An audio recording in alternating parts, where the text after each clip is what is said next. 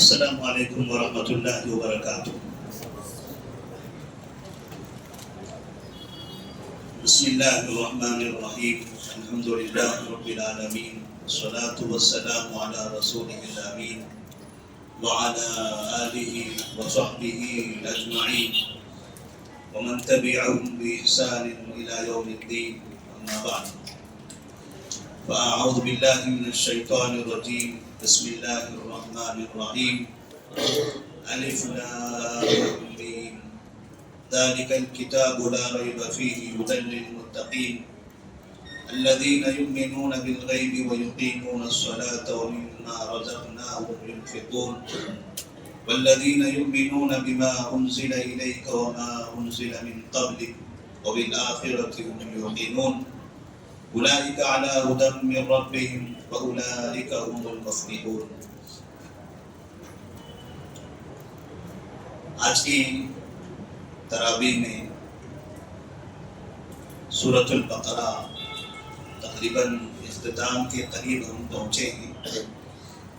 کل کے درس میں ہم نے سورۃ الفاتحہ سے متعلق کچھ باتیں آپ کے سامنے پیش کی تھی۔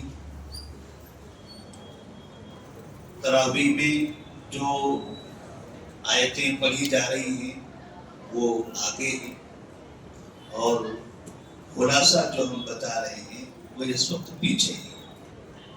تو انشاءاللہ آج پہلے پارے کے بعض آیتوں کا خلاصہ آپ کے سامنے ہم پیش کریں گے۔ اللہ تبارک و تعالیٰ نے قرآن مجید میں سورۃ البقرہ نامی جو سورہ ہے، اس سورہ کو یہ اعزاز بخشا ہے کہ قرآن کی یہ سب سے بڑی سورہ ہے، اور اس سورہ کے اندر عبادات، معاملات اور عبادات میں نماز، روزہ، زکوٰۃ، حج، نکاح، طلاق، تجارت، ایسے کئی مسائل، یہاں تک کہ حدود اور قصاص، جو کہ نبی کریم صلی اللہ علیہ وسلم جب مکہ مکرمہ کی 13 سالہ نبوت کی زندگی گزار کر مدینہ منورہ کی طرف تشریف لاتے ہیں تو مکہ اور مدینہ کی زندگی میں بہت بڑا فرق تھا۔ مکہ کی زندگی میں وہاں سرداری کافروں کے ہاتھوں میں تھی، مسلمان اجتماعی شکل میں جماعت بنا کر نماز نہیں پڑھ سکتے تھے۔ کعبہ جو توحید کا مرکز تھا، اس کعبے کے پاس آ کر بھی مسلمانوں کو نماز پڑھنے کی اجازت نہیں تھی۔ پھر مسلمانوں کی اجتماعیت بھی کافروں کو اپنے لیے خطرہ محسوس ہوا کرتا تھا، اور مسلمان 2 مشن لے کر وہاں زندگی گزار رہے تھے۔ پہلا مشن تھا عقیدہ توحید، ہر شخص کو توحید کی دعوت دیتے رہنا ہے بس، اور دوسرا مشن تھا اپنی جانب سے اچھے اخلاق کا مظاہرہ کرنا۔ توحید کی دعوت میں اگر کفار کی جانب سے کوئی سختی، بد کلامی یا حملہ، ایسا کوئی بھی مسئلہ درپیش ہو تو انہیں جواب نہ دیا جائے، نہ زبان کا جواب زبان سے، نہ ہاتھ کا جواب ہاتھ سے، نہ تلوار کا جواب تلوار سے، کوئی بھی جواب ہم نہ دیں۔ ہمارا کام ہوگا صرف انہیں سمجھاتے رہنا، اگر وہ ہمیں نقصان پہنچاتے ہیں تو ہم صبر کریں گے، اگر وہ ہم پر حملہ کرتے ہیں تو ہم اپنی حفاظت کریں گے۔ بدلے میں ان پر حملہ نہیں کریں گے. اسی لیے نبی کریم صلی اللہ علیہ وسلم جب عمار بن یاسر رضی اللہ تعالیٰ عنہ اور ان کے والد یاسر رضی اللہ تعالیٰ عنہ اور والدہ سمیہ رضی اللہ تعالیٰ عنہ ایک گھر کے یہ 3 افراد جب انہیں ایک جگہ پر باندھ کر مارا جا رہا تھا اور نبی کریم صلی اللہ علیہ وسلم پاس سے گزر رہے تھے تو انہوں نے آواز لگائی یا رسول اللہ صلی اللہ علیہ وسلم یہ دیکھیے ہمارے ساتھ کیا ہو رہا ہے. جوان بیٹے کے سامنے بوڑھے ماں باپ کو رسیوں سے جکڑا گیا ہے اور کوڑوں سے انہیں مارا جا رہا ہے. نبی کریم صلی اللہ علیہ وسلم سے اس پریشانی کا مظاہرہ کرتے ہیں, اظہار کرتے ہیں. دیکھیے یہ ہمارے ساتھ کفار مکہ کیا کر رہے ہیں. تو آپ صلی اللہ علیہ وسلم فرماتے ہیں صبرن آل یاسر, صبرن آل یاسر فإن موعدکم الجنہ. آل یاسر صبر کرو, آل یاسر صبر کرو. مجھے دکھائی دے رہا ہے ہمارے پاس اتنی طاقت ہے کہ جو شخص آپ کو مار رہا ہے وہ ابو جہل بوڑھا انسان, اگر ایک تھپڑ اسے لگا دے تو غائب ہو جائے گا. اللہ تبارک و تعالیٰ نے آپ کو جسمانی اعتبار سے طاقتور بھی بنایا تھا. آپ چاہتے تو اس کا استعمال کر سکتے تھے, لیکن نبی کریم صلی اللہ علیہ وسلم نے مکی زندگی میں مسلمانوں کو یہی پیغام دیا. یہاں آپ اقلیت میں ہیں, آپ قوت میں نہیں ہیں, آپ کی حکومت بھی نہیں ہے, سرداری بھی آپ کے پاس نہیں ہے. اگر آپ مقابلے کے لیے کھڑے ہو جاؤ گے تو زیادہ نقصان آپ کا ہی ہوگا.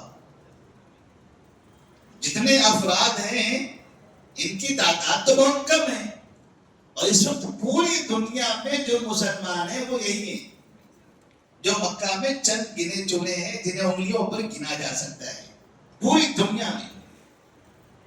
لہذا ان کی حفاظت کرنا بہت ضروری ہے. اگر سیدھے مقابلے پر آ جائیں گے تو پھر کچھ بھی ہو سکتا ہے. نبی کریم صلی اللہ علیہ وسلم یہ پیغام دے کر وہاں صبر کی تلقین کرتے رہے.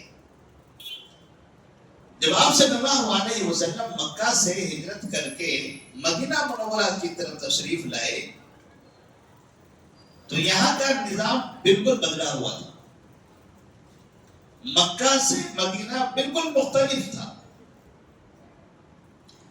حالانکہ مدینہ شہر نبی کے لیے نیا شہر تھا, نئی جگہ تھی, گرچہ رشتہ داریاں تھی, آپ سفر بھی کر چکے تھے, لیکن گھر تو آپ کا مکہ ہے.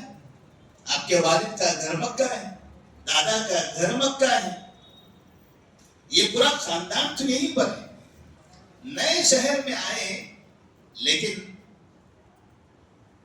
دونوں شہروں میں نبی کریم صلی اللہ علیہ وسلم کے لیے جو ایک بڑا فرق دکھائی دیا کہ مدینہ میں آنے کے بعد جو وہاں کی قوم تھی, یہ قوم میں بہت سے لوگ مسلمان تھے اور وہ مسلمان وہاں کے اپنے باشندے تھے.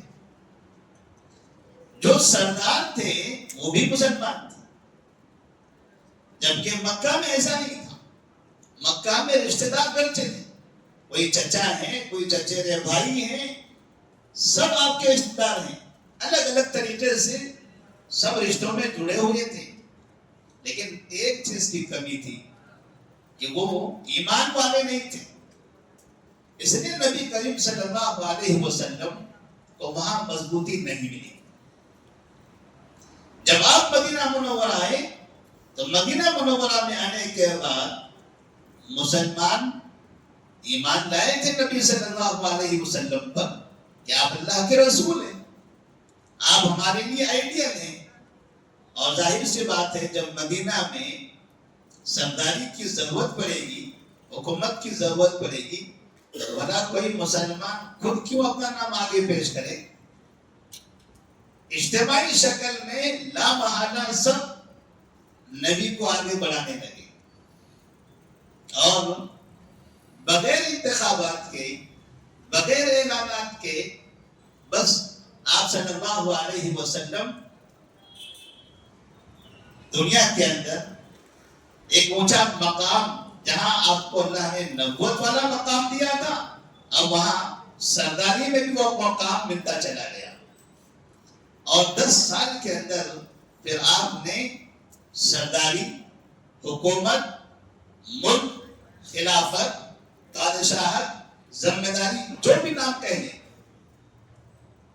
اس کا ایک بہترین نمونہ اپنے ساری دنیا کو دے دیا کہ ملک اگر چلانا ہو تو اس کا کیا طریقہ ہوتا ہے، حاکم کو کیسے ہونا چاہیے.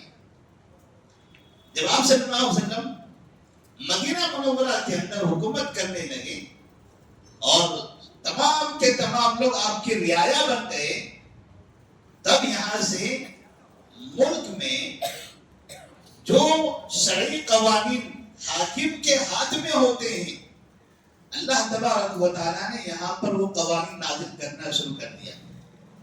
جیسے اگر کوئی انسان چوری کرے، ایسی صورت میں اسلامی قانون ہے کہ اس کا ہاتھ کاٹا جائے، مگر کون کاٹے گا؟ حاکم. ہم اور آپ نہیں کاٹ سکتے کہ ہمارے محلے میں کسی نے چوری کر لیا، چلیے اسلامی قانون ہے اس کا ہاتھ کاٹ دیتے ہیں. نہیں، کسی کو اختیار نہیں ہے. ہمارے پاس یہاں اسلامی حکومت نہیں ہے، اس لیے اگر مسلمان چوری کرتا ہے تو کیا اس کا ہاتھ کاٹا جاتا ہے؟ نہیں کاٹا جاتا. مطلب یہ ہوا کہ اسلام کے اس نظام پر، اس دفعہ پر عمل اگر کرنا ہے تو اس کے لیے نظام ضروری ہے، حکومت ضروری ہے. وہ حکومت ہوگی تبھی اس پر عمل کیا جائے گا. اسی طرح سے قاتل سے قصاص لینا ہے یا دیت لینی ہے، تو ایسی صورت میں یہ کون لے گا؟ یہ بھی حکومت.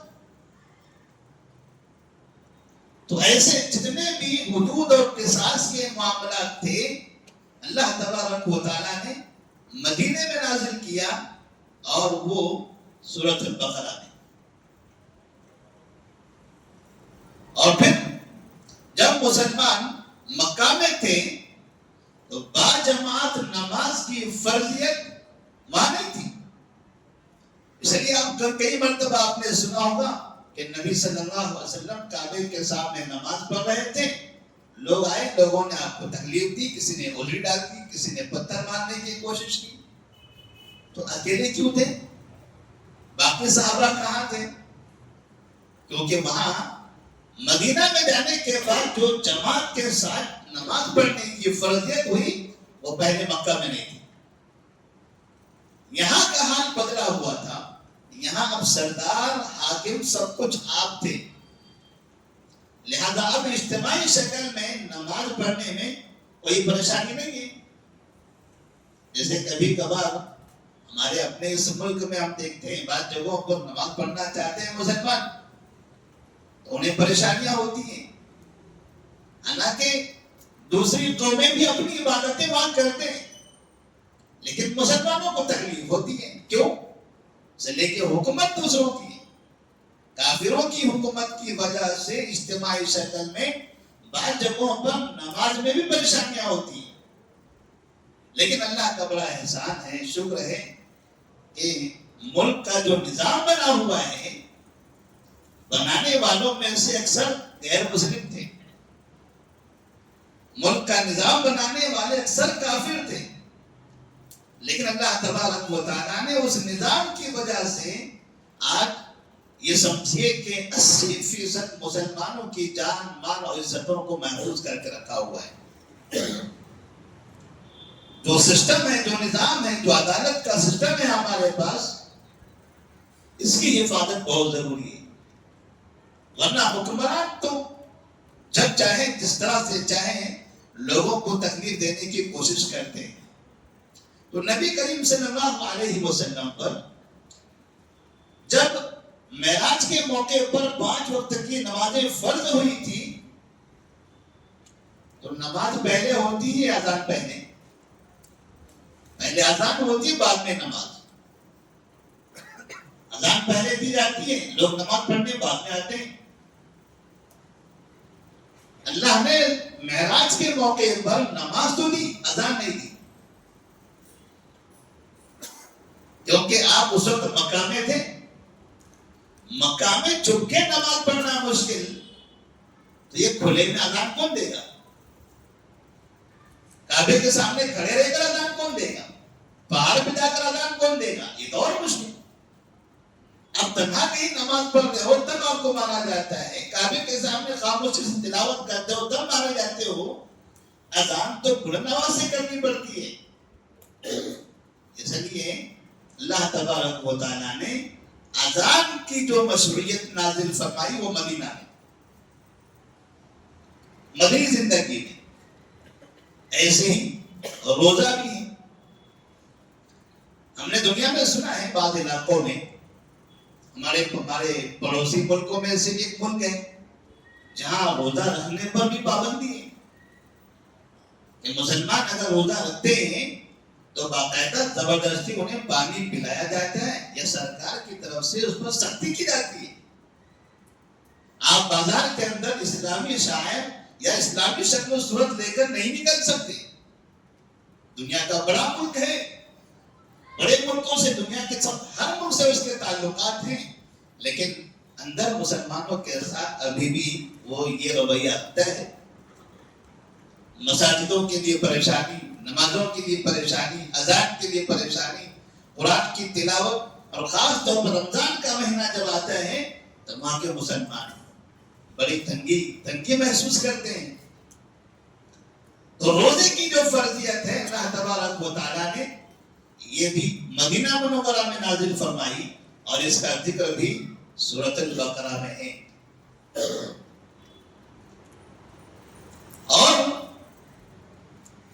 نبی کریم صلی اللہ علیہ وسلم جب مکہ میں تھے تو کعبہ جہاں موجود تھا، کعبے کے اندر بت رکھے ہوئے تھے، باہر سے بھی بت لگے ہوئے تھے.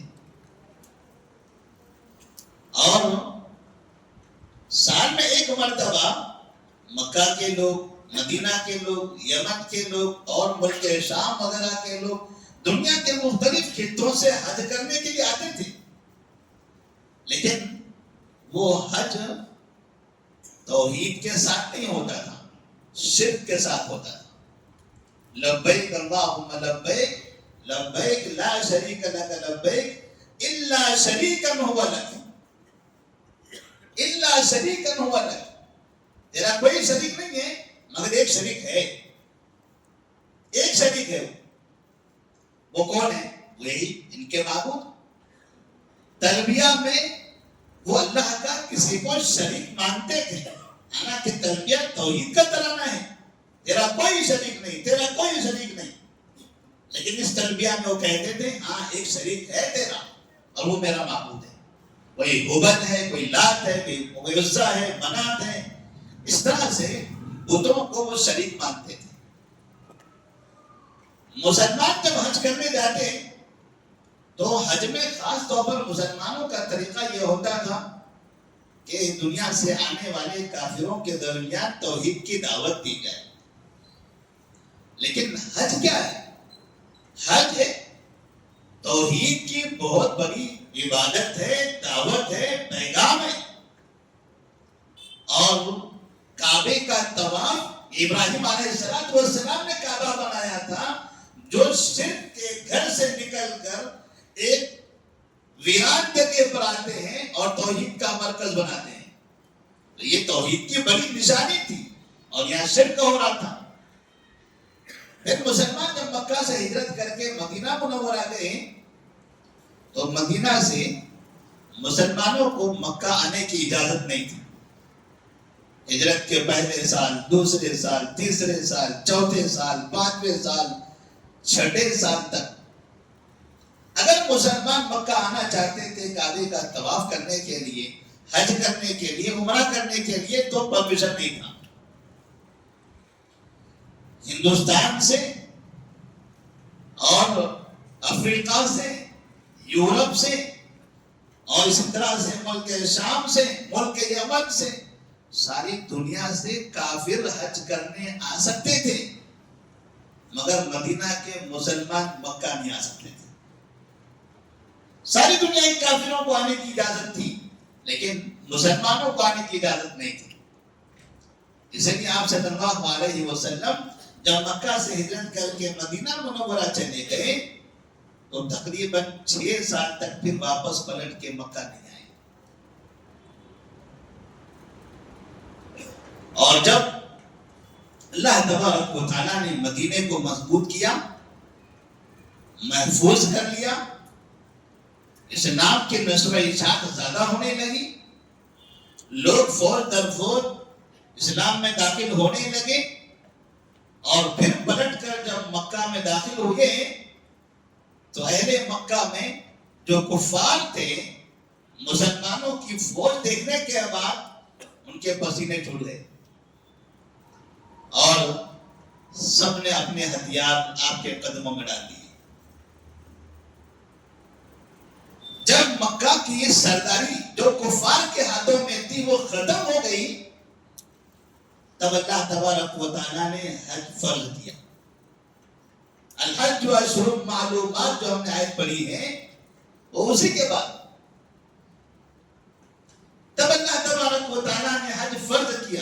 اور یہ حج کی فرضیت ہوئی ہجرت کے 9ویں سال. پہلا سال، دوسرا، تیسرا، چوتھا، پانچواں، چھٹا، ساتواں، آٹھواں. 8ویں سال مکہ سے کافروں کی سرداری کا خاتمہ ہوا اور وہ سرداری اب مسلمانوں کے ہاتھوں میں آئی. تو 90 سال اللہ تبارک و تعالیٰ نے حج فرض کیا اور پھر کہا کہ جاؤ اب مکہ میں سرداری مسلمانوں کے ہاتھوں میں ہے، وہاں جا کر آپ حج بھی کر سکتے ہو، کعبے کا طواف بھی کر سکتے ہو، اب تمہیں کوئی کافر روکنے والا نہیں ہے. تو اس طرح سے سورۃ البقرہ ہجرت کے بعد سے جو اس کی آیتیں نازل ہونا شروع ہوئی ہیں، ہجرت کے تقریباً 9 سال تک. یہ مکمل سورہ ایک ہی وقت میں نازل نہیں ہوئی. 9 سال تک مسلسل تھوڑی تھوڑی آیتیں نازل ہوتی رہی، یہاں تک کہ حج سے متعلق جو آیتیں ہیں وہ ہجرت کے 9ویں سال نازل ہوئے. اور اس طرح سے 9 سال کے اتنے لمبے عرصے میں سورۃ البقرہ ایک مکمل سورہ بنی، اور یہ سورہ قرآن مجید کی سب سے لمبی سورہ ہے. اس سورہ کی جو ابتدائی آیات ہے یا اس سورہ کی فضیلت کے بارے میں نبی کریم صلی اللہ علیہ وسلم نے جو فرمایا تھا، لا تجعلوا بیوتکم قبورا ان الشیطان ينفر من البيت الذي تقرأ فيه سورۃ البقرہ. اپنے گھروں کو قبرستان مت بناؤ. نبی نے کہا گھروں کو قبرستان مت بناؤ. گھر تو قبرستان نہیں ہوتے ہیں، گھروں میں زندہ انسان ہوتے ہیں. لیکن آپ نے کہا کہ جس گھر کے اندر سورۃ البقرہ کی تلاوت کی جاتی ہے وہاں سے شیطان بھاگ جاتا ہے. مطلب یہ ہوا کہ اگر آپ اپنے گھر کے اندر قرآن مجید کی سورہ نہیں تلاوت کرتے، گویا کہ آپ کا گھر قبرستان کی طرح ہے. وہ زندہ انسانوں کی نہیں، وہ مردہ لوگوں کے رہنے کی جگہ کی طرح ہے، جیسے قبرستان ہوتا ہے. تو آپ صلی اللہ علیہ وسلم نے خاص طور پر قرآن مجید کی اس سورہ کی تلاوت اپنے گھروں میں کرنے کی تنقید فرمائی. شیطان اگر ہے تو بھاگ جاتا ہے، شیطان نہ آئے تب بھی سورہ بقرہ پڑھنا ہے. اگر کسی گھر میں شیطان آ چکا ہے اسے بھگانا ہے تب بھی سورہ بقرہ پڑھنا ہے. اور اگر کسی کو لگتا ہے کہ کرنی دھرنی یہ لیمو یہ مرچیاں یہ اس طرح کی چیزیں یہ اچانک ہم گھر سے باہر آئے سامنے کچھ الگ دکھائی دیا, ایسی کوئی بھی چیز اگر ہم کو محسوس ہوتی ہے, جادوگری کا ایسا کچھ احساس ہوتا ہے, کسی نے جادو کر دیا, کسی نے نظر لگا دیا, تب آپ فرماتے ہیں اقرؤ سورۃ البقرہ, سورہ بقرہ پڑھو, سورہ بقرہ پڑھو. یہ ساری بلائیں ساری وبائیں سب ختم ہو جائیں گی. یہاں تک کہ آپ نے فرمایا تھا فَإِنَّ أَخْذَهَا بَرْدًا وَتَرْكَهَا حَسْرًا وَلَا تَسْتَطِيعُهَا الْبَطَلَ. سورہ بقرہ آپ پڑھو گے گھروں میں برکت آئے گی. لوگ برکتوں کے لیے بہت سے الگ الگ کام کرتے ہیں, تو انہیں یہ قرآنی آیتیں پڑھنی چاہیے. اور اسے چھوڑنے سے شرمندگی, ندامت, نقصان, خسارہ, بے اطمینانی, اختلافات, گھر میں الجھنے, میاں بیوی کے درمیان کے مسائل, ماں باپ بچوں کے درمیان مسائل, یہ ہوتے رہے. وَلَا تَسْتَطِيعُهَا الْبَطَلَ. اور کبھی بھی آپ کو نقصان پہنچانے والا شخص کبھی کامیاب نہیں ہو سکتا اگر آپ یہ سورہ پڑھتے ہو تب. تقریباً قریب 6-7 مہینے پہلے کی بات ہے, یمن کے ایک چینل پر سوڈان کے ایک بہت بڑے جادوگر کا انٹرویو لیا جا رہا تھا, جس کا یہ دعویٰ تھا کہ وہ اپنے علاقے کا اتنا بڑا جادوگر ہے کہ کسی نے بھی کبھی اس کے جادو کا توڑ نہیں نکالا.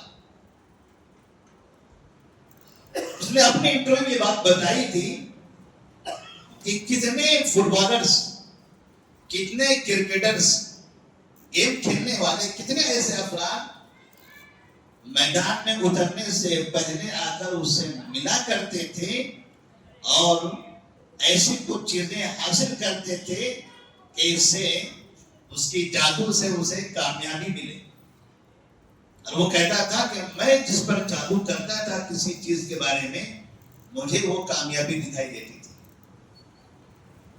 اگر کسی ملک کو ہرانا ہوتا, کسی کو جتانا ہوتا, تو لوگ کروڑوں روپیہ لے کر میرے پاس آتے اور میں جادو کے ذریعے کسی ٹیم کو ہرانے میں مدد کرتا تھا. میں نے کہیں بھی کوئی بھی میری جادو کو توڑنے والے کو نہیں دیکھا. لیکن پھر وہ اپنی زندگی کا ایک تجربہ بتاتا ہے کہ ایک جگہ ایسے ہی کسی کو نقصان پہنچانا تھا, مجھے کافی پیسہ ملا, میں نے اس کے لیے بڑی کوششیں کی. میں اس پیسے کے بدلے میں جو سامنے والے کو نقصان پہنچانا چاہتا تھا, بڑی کوششوں کے بعد بھی نقصان نہیں پہنچا سکا. میں حیران تھا کہ اتنا بڑا جادوگر اور جادوگری کے اس راستے میں اتنی بڑی کامیابی حاصل کرنے کے بعد ایک معمولی شخص اسے میں نقصان کیوں نہیں پہنچا پا رہا ہوں. تو وہ کہتا ہے کہ جب میں نے اس کی تحقیقات کی اور میں قریب جا کر معلوم کرتا رہا, لوگوں کے ذریعے اس چیز کو سمجھتا رہا, تب مجھے پتا چلا کہ وہ شخص جسے میں نقصان پہنچانا چاہتا ہوں وہ سورہ بقرہ کی تلاوت کرتا ہے. جب میں جادو کے کلمات پڑھتا تھا تو کہتے ہیں آدمی سامنے ہوتا تھا لیکن اس کے اور میرے بیچ میں کوئی پردہ حائل ہوتا تھا جو مجھے دکھائی دیتا تھا, جس سے مجھے لگتا تھا کہ یہ جو پردہ ہے بیچ میں یہ میرے جادو کے کرتب سے اسے محفوظ کر رہا ہے. تو اس شخص نے اس چیز کو، اس واقعے کو پڑھنے کے بعد، اسے سمجھنے کے بعد ایمان لے آئے. وہ کافر تھا، مسلمان ہو گیا اور اس نے جادوگری سے توبہ کر لیا. قرآن اللہ تبارک و تعالیٰ کی ایسی کتاب ہے جو دنیا کی بڑی سے بڑی شرارت اور فساد کو ختم کرنے والی کتاب. اللہ تبارک و تعالیٰ نے سورۃ البقرہ میں وہ قوت رکھی. اسی لیے نبی کریم صلی اللہ علیہ وسلم فرماتے ہیں کہ سورہ بقرہ کثرت سے اس کی تلاوت کرتے رہنا چاہیے. سورۃ الفاتحہ کے اندر اللہ تبارک و تعالیٰ نے فرمایا اهدنا الصراط المستقیم صراط الذین انعمت علیہم غیر المغضوب علیہم ولا الضالین. ایسے لوگوں کا راستہ بتا جن پر تو نے انعام کیا ہے، ان لوگوں کے راستوں سے بچا لے جن پر تیرا غضب نازل ہوا اور جو گمراہ ہوئے. مغضوب سے مراد یہود ہے، ضالین سے مراد نصارہ ہے. نصارہ ہے کرسچن. قرآن مجید میں سورۃ البقرہ کے اندر کثرت سے یہود کا ذکر ہے اور سورہ بقرہ کے بعد سورہ آل عمران کے اندر نصارہ کا ذکر ہے. سورہ فاتحہ کے آخر میں جب کہا کہ ان دونوں کے راستوں سے ہمیں بچا لے، تو اللہ نے اس کے فوراً بعد سورہ بقرہ میں یہود کا ذکر کیا، ان کی شرارتوں کا، ان کے فساد کا، ان کے بگاڑ کا، ان کے بیماریوں کا، ان کی ناشکریوں کا، ان سب کا ذکر کیا. اور پھر سورہ آل عمران کے اندر نصارہ کی گمراہی کا ذکر کیا. اس لیے کہتے ہیں غیر المغضوب علیہم ولا الضالین کا سیدھا تعلق سورہ بقرہ اور سورہ آل عمران سے ہے. اور پھر اللہ تبارک و تعالیٰ نے سورہ بقرہ کی یعنی پہلا جو پارہ ہے، اس پہلے پارے کی ابتدا میں انسانوں کی 3 قسمیں بیان فرمائی کہ دنیا میں 3 طرح کے انسان ہوتے ہیں، اور پھر لوگوں کو یہ بتایا کہ ان تینوں میں سے اب آپ کو اختیار کرنا ہے کہ آپ ان تینوں میں سے کس کو اپنا گروپ بناتے ہو یا کون سے گروپ میں آپ شریک ہوتے ہو. 3 گروپ ہیں. پہلا گروپ جس کے بارے میں اللہ تبارک و تعالیٰ نے فرمایا هدى للمتقين الذين يؤمنون بالغيب ويقيمون الصلاة ومما رزقناهم ينفقون والذين يؤمنون بما أنزل إليك وما أنزل من قبلك وبالآخرة هم يوقنون أولئك على هدى من ربهم وأولئك هم المفلحون. پہلا وہ گروپ جو کامیاب ہے. اللہ نے کہا جو غیب پر ایمان لانے والے، اللہ پر ایمان لانے والے، کتاب پر ایمان لانے والے، اللہ کی روزی کو خرچ کرنے والے، زکات دینے والے، یہ جو لوگ ہیں یہ کامیاب لوگ ہیں.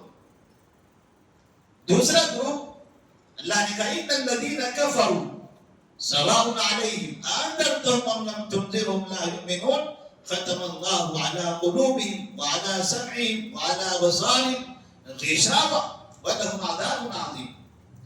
کافروں کا گروپ ہے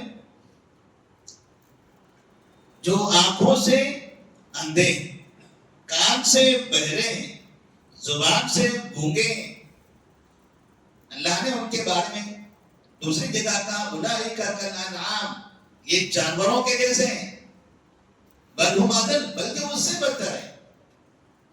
آنکھ ہے، اس کائنات کو دیکھنے کے بعد بھی اگر اللہ تبارک و تعالیٰ کا تصور اس کے دل میں نہ آتا ہو تو کیا آئے گا؟ وہ دیکھ رہا ہے کہ آسمان اتنا بڑا ہے اور جب اسے پوچھو بتاؤ تمہارا خدا کون ہے تو کہتا ہے جانور. اتنا عظیم انسان اتنی بڑی مخلوقات کو دیکھنے کے بعد، اس کی تبدیلیاں دیکھنے کے بعد اسے پوچھیں بتاؤ تمہارا خدا کون ہے تو کہتا ہے یہ پتھر، یہ چوہا، یہ بندر. اللہ نے کہا اولئک کالانعام، یہ تو جانوروں کے جیسے لوگ ہیں. ایسا کوئی انسان بھی ہوتا ہے؟ یہ رات اور دن میں جو تبدیلیاں آ رہی ہیں، یہ پوچھو ان بندروں سے، یہ چوہوں سے، یہ جانوروں سے، یہ تبدیلی بولا ہے؟ یہ آسمان پر جو ستارے نظر آتے ہیں، یہ جانوروں نے بنایا ہے؟ یہ خود ہی جانور ہے. یہ اپنے خدا کو جانور سمجھتے ہیں، یہ خود جانور ہے، بلکہ جانوروں سے بدتر ہے. اللہ نے ان کے بارے میں کہا کہ لَهُ عَذَابٌ عَظِيمٌ، یہ ان کے لیے بہت بڑا عذاب ہوگا. یہ دوسرا گروہ ہے. تیسرا گروہ اللہ تبارک و تعالیٰ نے ایسے بیان کیا اور اس کی زیادہ تفصیل بیان کی. تقریباً آیت نمبر 8 سے لے کر اس کے بعد قریب آیت نمبر 20 تک، آیت نمبر 8 سے آیت نمبر 20 تک یہ تیسرے گروہ کی تفصیل بیان کی ہے. ان کے بارے میں اللہ نے زیادہ ذکر کیا ہے. اس کی وجہ ہے اللہ کے پاس ان سب چیزوں کی کیا وجہ ہے اللہ ہی بہتر جانتا ہے. لیکن ایک بندے کو جو چیزیں ان سے سمجھ میں آتی ہے، بندہ وہی چیز سامنے پیش کر سکتا ہے. کہ مسلمانوں کو سب سے زیادہ نقصان اگر کسی گروہ سے ہے، یہ تیسرا گروہ ہے، اور یہ ہے منافقین کا گروہ، منافقین کی جماعت،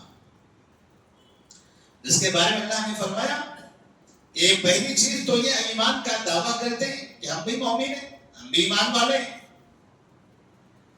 لیکن وہ ایمان والے نہیں ہوتے. اللہ پر ان کا ایمان نہیں ہوتا.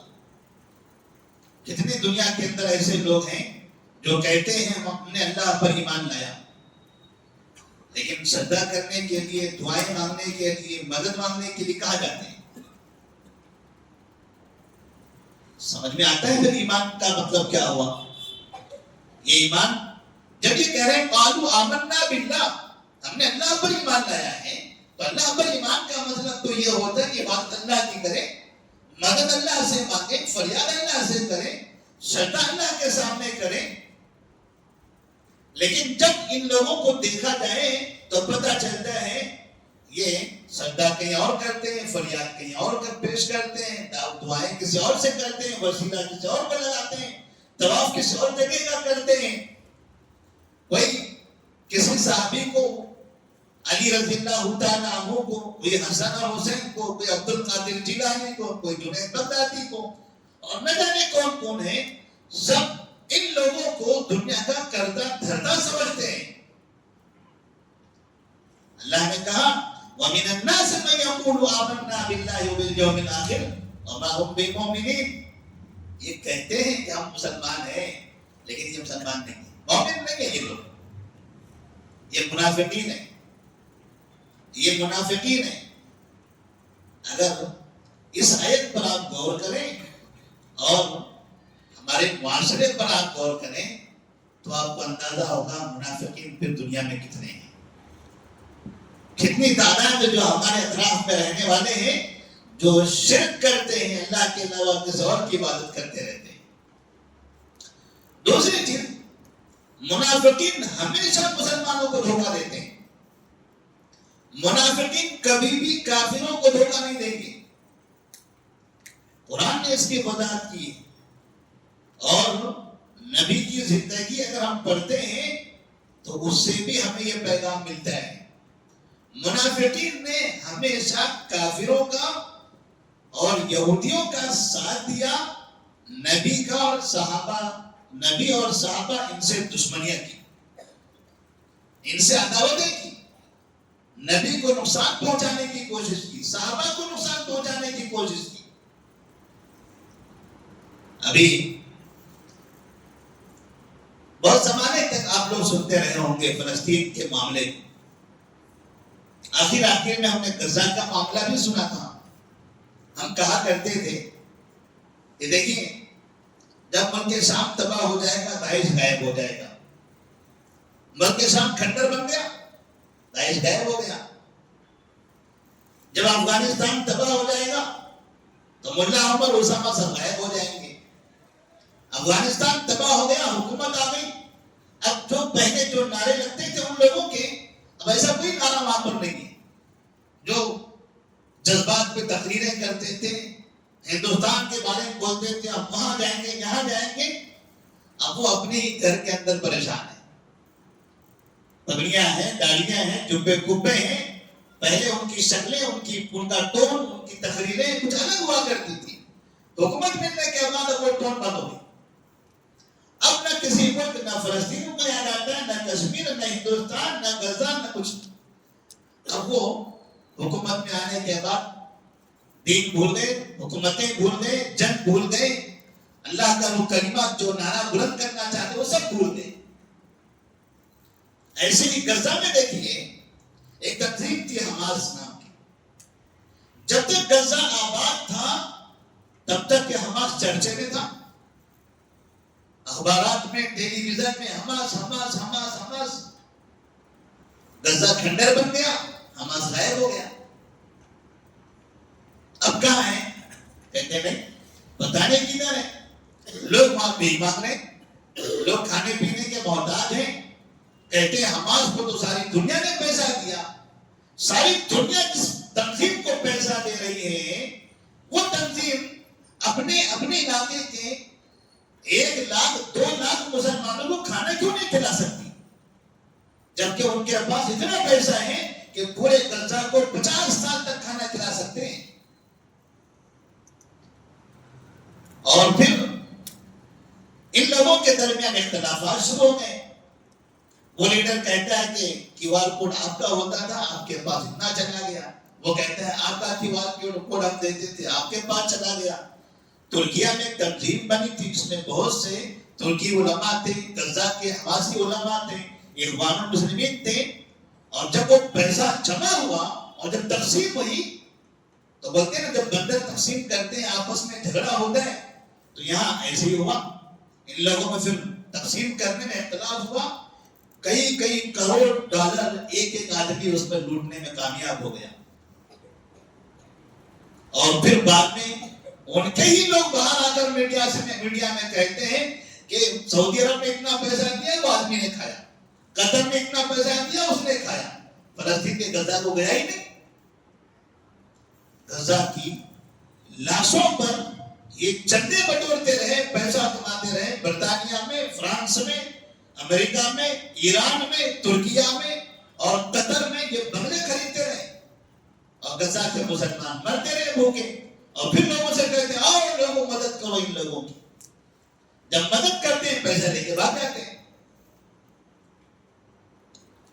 اللہ فرماتے ہیں وَإِذَا قِيلَ لَهُمْ لَا تُفْسِدُوا فِي الْأَرْضِ قَالُوا إِنَّمَا نَحْنُ مُصْلِحُونَ. اللہ کہتا ہے الا انہم هم المفسدون ولكن لا يشعرون. ان سے کہا جاتا ہے دنیا میں فساد مت برپا کرو. کیوں فساد پھیلاتے ہو, کیوں یہ دھمکیاں دیتے ہو, کیوں یہ لڑائیوں کی باتیں کرتے ہو؟ تم کو پتا ہے تم لڑ سکتے ہو, تم مقابلہ کر سکتے ہو, نہیں کر سکتے نا. تمہیں نہیں پتا ہے نبی کی مکی زندگی کیسے تھی. اگر لڑنا ہی تھا, جب جنگ بدر 313 مدینہ میں آنے کے بعد کامیاب ہو سکتے تھے, تو ایسی کامیابی مکہ میں رہتے ہوئے کیوں نہیں حاصل کر سکتے تھے؟ کیا وہ ایسی کامیابی یہاں سے نہیں حاصل کر سکتے تھے؟ یہاں بھی علی تھے, یہاں بھی عثمان تھے, یہاں بھی عمر تھے, یہاں بھی ابوبکر تھے, یہاں بھی حمزہ تھے, سب تھے یہاں مکہ کے اندر. لیکن کبھی آپ نے لڑائی کی بات کیا ان لوگوں سے؟ نہیں. جب آپ مقابلہ کر سکتے ہو تبھی آپ لڑائی کی بات کرو. خامخواہ آ گئے مجھے مار والی باتیں نہیں کرنی ہے. اور یہ پیغام ہمارے ہندوستان کے علماء دیتے ہیں, یہاں کے لیے دیتے ہیں, باہر کے لیے نہیں. یہاں کے لیے کہتے ہیں کوئی حادثہ ہو گیا, مسلمانوں آپے سے باہر مت رہو, مسلمانوں صبر کرو, مسلمانوں امن سے رہو. ہمارے لوگوں کی دکانیں جلائی گئی, علماء کہتے ہیں امن سے رہو, قانون اپنے ہاتھ میں مت لو. اور ایسا حادثہ جب وہاں ہوتا ہے, ارے وہ جاؤ مارو, جاؤ مارو, جاؤ نکلو مارو, جاؤ لڑو, جاؤ جنگ کرو. بھئی جب آپ کے گاؤں میں ایسا ہوتا ہے تب کیوں نہیں کہتے اپنے لوگوں کو چلو مارتے ہیں؟ ان سے کہتے جاؤ مارو, جاؤ لڑو تم لوگ. اللہ نے کہا یہ منافقین کی علامتیں ہیں. وَإِذَا قِيلَ لَهُمْ لَا تُفْسِدُوا فِي الْأَرْضِ قَالُوا إِنَّمَا نَحْنُ مُصْلِحُونَ. الا انهم هم المفسدون ولكن لا يشعرون. وہ کہتے ہیں ہم فسادی نہیں ہیں، ہم لوگوں کو برباد کرنے والے نہیں ہیں، ہم تو ان کے امن کے لیے، ان کی زندگی کے لیے غزہ کو آزاد کرنے کے لیے لڑ رہے ہیں. اللہ کہتا ہے کہ تم فسادی ہو، تمہیں احساس نہیں ہے اس کا. اور ہم نے دیکھا اپنی آنکھوں سے، غزہ تباہ ہو گیا، حماس غائب ہو گیا. اللہ تبارک و تعالیٰ نے منافقین کی جو علامتیں قرآن مجید کے اندر جو 13 آیتوں کے اندر جو ذکر فرمائی ہے ترتیب تفصیل کے ساتھ، اس کی وجہ یہی ہے کہ ان لوگوں سے مسلمانوں کو ساودھان رہنے کی ضرورت ہے. اس سے مسلمانوں کا بہت بڑا نقصان ہوتا ہے. اور بہت سی چیزیں ہیں سورۃ البقرہ کے اندر. قرآن کی یہ سورہ ایسی سورہ ہے، اتنی جامع اور اتنے سبق والی سورہ کہ جس میں جتنے نکات اور جس کے فوائد بتاتے جائیں کم ہیں. وقت زیادہ ہو گیا ہے، بہت سی باتیں اور موجود تھیں ہمارے پاس بولنے کے لیے. بس اللہ سے دعا کرتے کہ اللہ تبارک و تعالیٰ ہمیں قرآن کو اچھی طرح سمجھنے کی توفیق عطا فرمائے. اور خاص طور پر رمضان کا مہینہ قرآن کو خلاصے کے طور پر جو ہم سمجھ رہے ہیں، یہ بڑی نعمت ہے ہمارے لیے، یہ بولنے والے کے لیے بھی اور سننے والے کے لیے بھی. ورنہ ایسے مواقع نہ بولنے والے کو آپ ملتے ہیں اور نہ سننے والے کو ملتے ہیں. سال گزر جاتا ہے، قرآن کو انداز سے پڑھا نہیں جاتا، بس ترجمے ہوتے ہیں، تھوڑی سی تفسیر ہوتی ہے. لیکن پورے قرآن کو خلاصے کے ساتھ سمجھنے کا جو سلسلہ شروع ہوا اور ایک ترتیب بنی ہے، اللہ کا شکر ہے. ہماری مساجد کے اندر رمضان کے مہینوں میں جو تراویح کے بعد یہ طریقہ شروع ہوا ہے، اس سے بڑا فائدہ ہوا. اللہ سے دعا کریں اللہ تبارک و تعالیٰ ہمارے علم میں برکت ہے، ہمارے عمل برکت عطا فرمائے اور قرآن کی تاثیر ہمارے دلوں کے اندر پیدا فرمائے. قرآن کے پیغام کو سمجھنے، اس پر عمل کرنے کی ہم سب کو توفیق دے. السلام علیکم ورحمۃ اللہ وبرکاتہ.